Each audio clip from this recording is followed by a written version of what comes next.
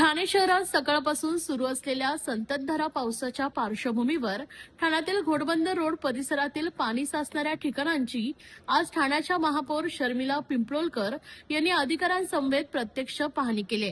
नागरिकांना साचणाऱ्या पाण्याचा कोणताही त्रास होऊ नये व पाण्याचा निचरा तातडीनं व्हावा यासाठी आवश्यक त्या ठिकाणी पंप बसवण्याच्या सूचना त्यांनी संबंधित अधिकाऱ्यांना दिल्यात। या पाहणी दौऱ्यात स्थानिक नगरसेवक संजय भोईर, सिद्धार्थ ओवळेकर, विक्रांत तांडेल तसेच देवराम भोईर, अतिरिक्त आयुक्त 2 प्रशांत रोडे, नगर अभियंता प्रशांत सोनग्रा, उपायुक्त जीजी गोदेपुरे, सहाय्यक आयुक्त सोनल काळे, उपनगर अभियंता सुधीर गायकवाड, कार्यकारी अभियंता संजय कदम, रणधीर राणे, आपत्ती व्यवस्थापन अधिकारी यासिन तडवी यांच्यासह विविध विभागांचे अधिकारी उपस्थित होते। पाहणी दौऱ्याची सुरुवात घोडबंदर रोडवरील कापूरबावडी येथील पेपर प्रॉडक्ट कंपनी परिसरातून करण्यात आली। या ठिकाणी रस्त्यावर पाणी साचल्याचं निदर्शनास आलंय। प्रशासनाकडून तेथे पाण्याचा निचरा करण्यासाठी पंप बसवण्यात आले असून अतिवृष्टीच्या काळात अतिरिक्त मनुष्यबळ उपलब्ध ठेवण्याच्या सूचना महापौरांनी अधिकाऱ्यांना दिल्यात। त्यानंतर मानपडा मेट्रो स्थानक परिसराची पाहणी करण्यात आली। या परिसरात नाल्याचं रुंदीकरण करण्यात आल्यामुळे पाण्याचा निचरा सुरळीत होत असल्याचं दिसून आलंय।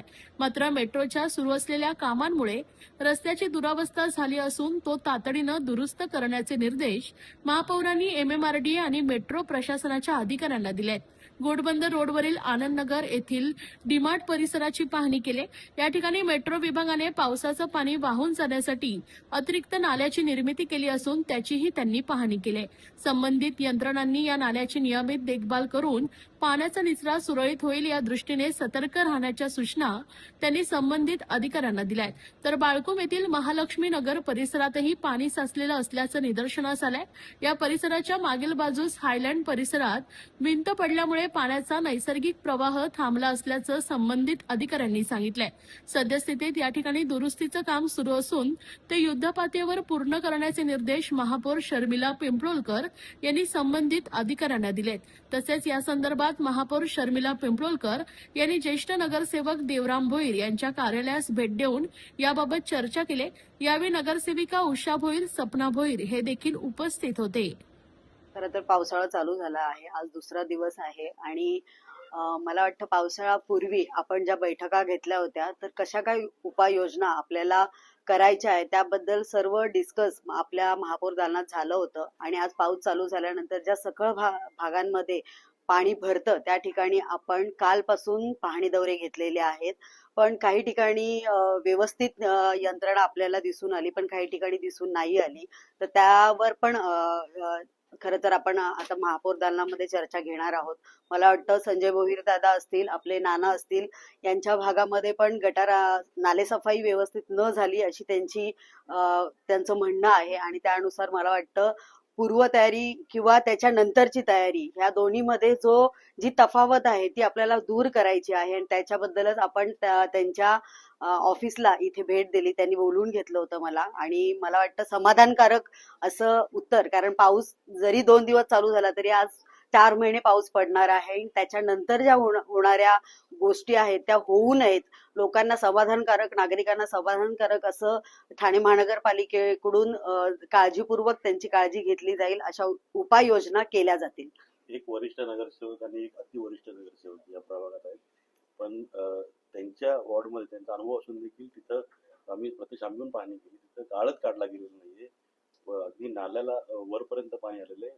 थोड्या पावसातच थोडी त्याची परिस्थिती होऊ शकते। कॉन्ट्रॅक्टर जे आहेत, ठेकेदार जे आहेत नाल्याचे पैसे ते कुठे ऐकत नाहीये, त्यांच्यावर कारवाई करावी अशी देखील काही चर्चा झाली आहे। नक्कीच प्रशासनही आपल्या बरोबर आहे, सगळं आपत्कालीन सर्व उपायुक्त वगैरे सगळे नगरसेवक आपल्या बरोबर आहेत। आणि ज्या ठिकाणी ज्या उपाययोजना झालेल्या नाहीये त्या ठिकाणी कशा पद्धतीने आपल्याला आता उपाययोजना करणार, कारण पुढील अजून पाऊस आपल्याला बघायला मिळणार आहे आणि तिथे अजून काही प्रॉब्लेम होऊ नये म्हणून तशा उपाययोजना आपल्याला करण्यात येतील, अशा आपण त्या स्थानिक नगरसेवकांबरोबर बसून आपल्या दालनात उपाययोजना करू। पण आधी देखील आपण जेव्हा दालनात बैठक घेतली होती मासळीमध्ये, बऱ्याच वेळा असं म्हणण्यात आलं की जिथं नाल्याची पाय झाली नाही ती पोलगोल होईल, तर तिथल्या ठेकेदारांवरती कारवाई केली जाईल तशी आपली नक्कीच ठेकेदारावर कारवाई केली जाईल, कारण आपण मला वाटतं नुसतं आयुक्तांबरोबर बैठका झाल्या, अधिकाऱ्यांबरोबर झाल्या, आणि मी त्या त्या म्हणजे ज्या ज्या ठिकाणी नाले सफाईचे ठेकेदार आहेत त्यांनाही आपण बोलून घेतलं होतं.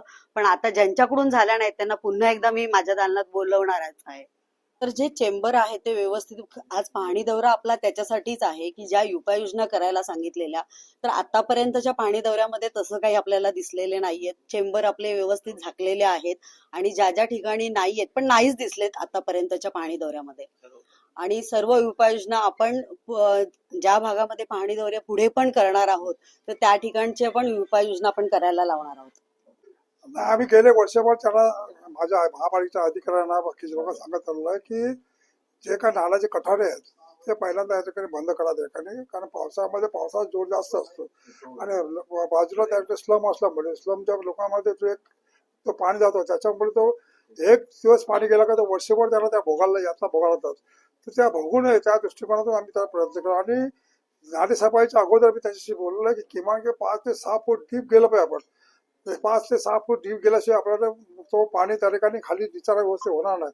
परंतु ठेकेदार ऐकला नाही आणि बाकीचे आमचे अधिकारी तेही ऐकले नाही. आणि आज परिस्थिती अशी निर्माण झाली की तो पाणी लोढामध्ये असेल किंवा स्लम मध्ये असेल, तो त्या ठिकाणी पाणी गेलेलं आहे आणि त्यांच्या घरी ज्या नुकसान झालेलं आहे तर जबाबदार कोण त्या ठिकाणी? महापालिकेच्या महापौर मॅडम ज्यांनी जो आदेश दिला त्या आदेशाचे पूर्णपणे पालन झालं पाहिजे त्या नागरिकांच्या ठिकाणी. रोषाला सामोरं जावं. आणि नागरिकांच्या रोषाला आणि नागरिकांच्या रोषाला आम्ही आणि महापालिका जाते त्या ठिकाणी, आणि महापौर असे किंवा आम्ही असू त्या ठिकाणी. आज आम्हाला प्रत्यक्ष लोकांच्या त्या ठिकाणी शिव्या गायला ऐकायला लागतात त्या ठिकाणी. तुम्ही व्यवस्थित नाली सफाई केली नसल्यामुळे आज आमची ही परिस्थिती ओढवली आहे. ही परिस्थिती जर त्यांच्यावर ओढवली असतं ती परिस्थिती आमच्यावर देखील ओढवली त्या ठिकाणी. त्यांचं नागरिकांचं काय चुकलं त्या ठिकाणी? कालच महाराष्ट्राचे लोकप्रिय उपमुख्यमंत्री एकनाथ शिंदे साहेब यांनी ठाण्याच्या महापौर शर्मिला पिंपळकर आणि आयुक्त सौरभराव यांना आदेश दिले होते की आपण ऑन फील्डवर जा आणि ज्या ज्या ठिकाणी पाणी सखल भागात साठलेलं आहे तिकडच्या उपाययोजना करण्याच्या प्रशासनाला सूचना करा. कालपासूनच ठाण्याच्या महापौर दौऱ्यावर आहेत. आज सकाळी माननीय शिंदे साहेबांचा, उपमुख्यमंत्री शिंदे साहेबांचा महापौरांना फोन आला आणि त्यांनी पण कालच्या काय दौऱ्याचा आढावा घेतला महापौरांकडनं. आजही अतिवृष्टी आहे तर त्या संदर्भात स्वतः शिंदे साहेबांनी आयुक्त सौरभराव आणि महापौरांना सांगितलं की आजही आपण फील्डवर जा. त्याप्रमाणे महापौरांनी आजही दौरा केला. घोडबंदर परिसरामध्ये अनेक ठिकाणी, डीमार्ट असेल, बाकीच्या ठिकाणी असेल, त्यांनी दौरा केलेला आहे. या दौऱ्याला प्रोटोकॉल म्हणून नाही, कसं असतं, एक लक्षात ठेवा, प्रोटोकॉल आहे, बरोबर आहे, परंतु ही आपत्कालीन परिस्थिती आहे. अशा आपत्कालीन परिस्थितीमध्ये थोडंसं अचानक जेव्हा एखादं संकट येतं, अचानक जेव्हा आपण काही निर्देश देतो तेव्हा काही प्रमाणात तिकडच्या स्थानिक नगरसेवकांना समजायला किंवा समजावला वेळ लागतो. हे चुकीचं जरी असलं तरी ही परिस्थिती आपत्कालीन आहे. त्याच्यामुळे महापालिकेच्या प्रशासनाकडनं संबंधित नगरसेवकांना कळवण्यात आलं नाही की त्या ठिकाणी महापौर येत आहेत किंवा प्रशासनाचे अधिकारी येत आहेत. ह्याच्यापुढे असं काही होणार नाही याची आम्ही दक्षता घेऊ. आणि या ठिकाणी हा दौरा करत असताना, महापौर स्वतः दौरा करत असताना त्यांना आज सकाळीच माननीय ज्येष्ठ नगरसेवक आमचे गुरुवर्य देवराम शेठ भोईर आणि संजय दादा भोईर यांचा फोन आला की त्यांच्याही त्या ठिकाणी, बाळकुम त्या ठिकाणी नाल्याची भिंत कोसळली होती काल आणि अशा प्रसंग घडले होते. मग महापौरांनी स्वतः अशी इच्छा प्रकट केली की आपण ह्याच परिसरामध्ये दौऱ्यावर आहोत, आपण नानांची भेट घेऊ, त्यांचे आशीर्वाद घेऊ आणि त्यांचा सल्ला आणि त्यांचं मार्गदर्शन हे प्रशासनाला नव्हे तर ठाणे शहराला फार स्वागतार्ह आहे.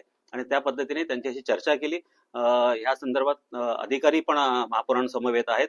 अतिरिक्त आयुक्त रोडे आहेत, उपायुक्त गोतेपुरे आहेत, सार्वजनिक बांधकाम विभागाचे आहेत, परत ते आपले नाले सफाईचे आमचे सर्व अधिकारी आहेत. या सर्व अधिकाऱ्यांसमवेत सकारात्मक चर्चा झाली आणि काय काय उपाययोजना पुढच्या दरम्यान